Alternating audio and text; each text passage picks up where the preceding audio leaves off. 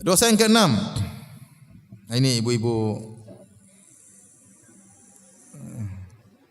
zaman sekarang, ibu-ibu zaman now ya.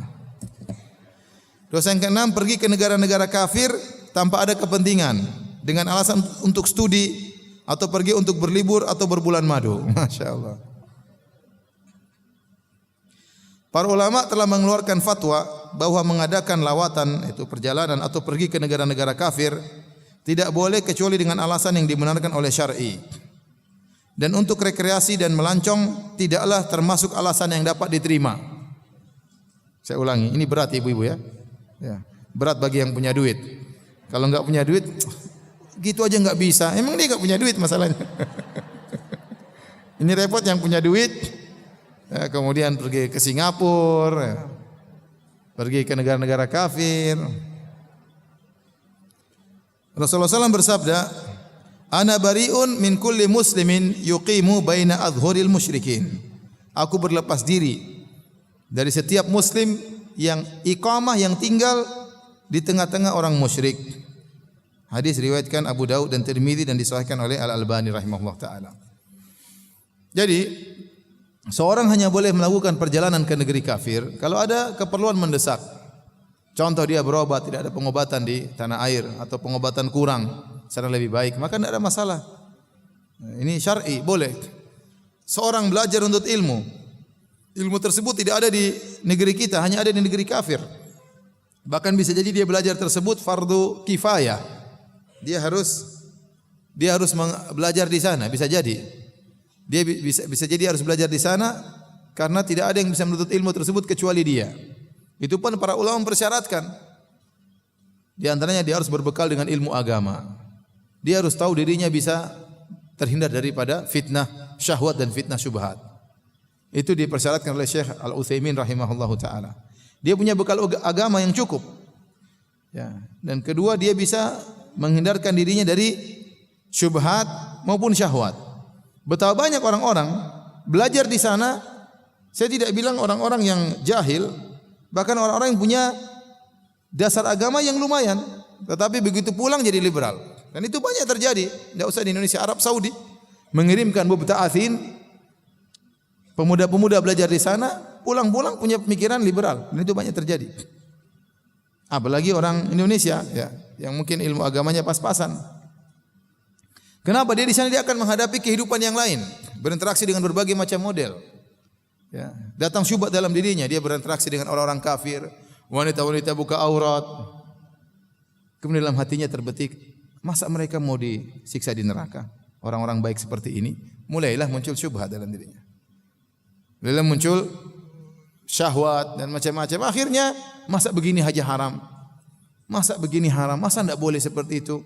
Kenapa dia dikagetkan dengan muamalah yang berbeda yang tidak ada di tempatnya? Akhirnya mulailah dia ada kritikan terhadap syariat Islam. Akhirnya liberal lama-lama. Akhirnya liberal. Kemudian lihat, saya ketemu dengan sebagian orang yang tinggal di sana. Anak-anaknya kalau dia bisa bertahan, dia mungkin berada di atas agama yang benar. Anak-anaknya susah. Saya ketemu waktu pertemuan dengan sebagian orang-orang Indonesia di sana. Anak-anaknya datang Ramadan, mereka datang. Sebagian anak-anak mereka tidak puasa dan itu biasa-biasa aja. Ya, kita susah menyalahkan anak-anaknya karena dia tinggal di lingkungan seperti ini. Mana ada pengajian, mana ada wejangan, tidak puasa. Sebagian ada yang rambutnya anak-anak muda, orang Indonesia, rambutnya botak, kemudian tinggal di sini sedikit, sini ada pohon kormanya di sini. Dan itu biasa aja bagi dia. Ini di antara mudarat kalau tinggal lama-lama di sana. Mungkin orang tuanya bisa bertahan, anaknya enggak bisa bertahan. Saya pergi ke negara Eropa, ketemu orang Indonesia, Ustaz. Orang ngaji, sunnah, jenggot, ikhwan. Ustaz ada satu bikin saya pusing, Ustaz. Kenapa anak saya? Anaknya ada.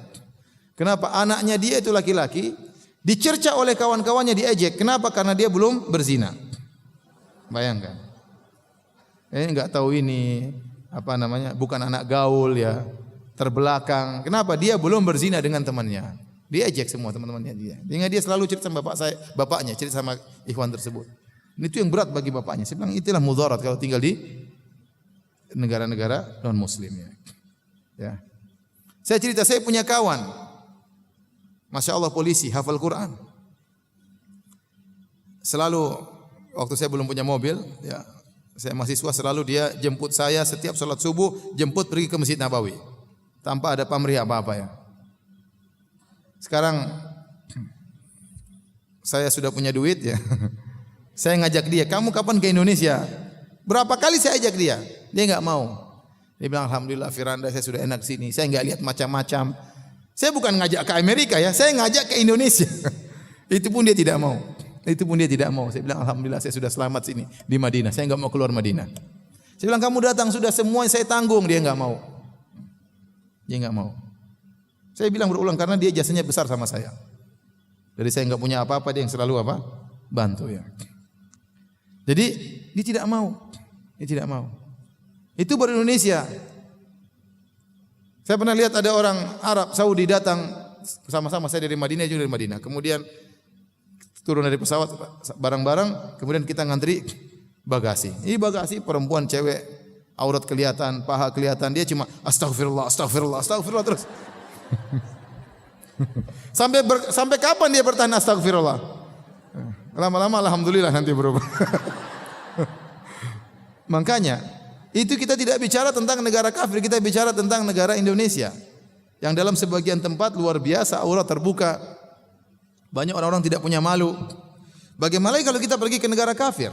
Suami ibu-ibu sudah, alhamdulillah, lihat ibu saja, ibu tercantik.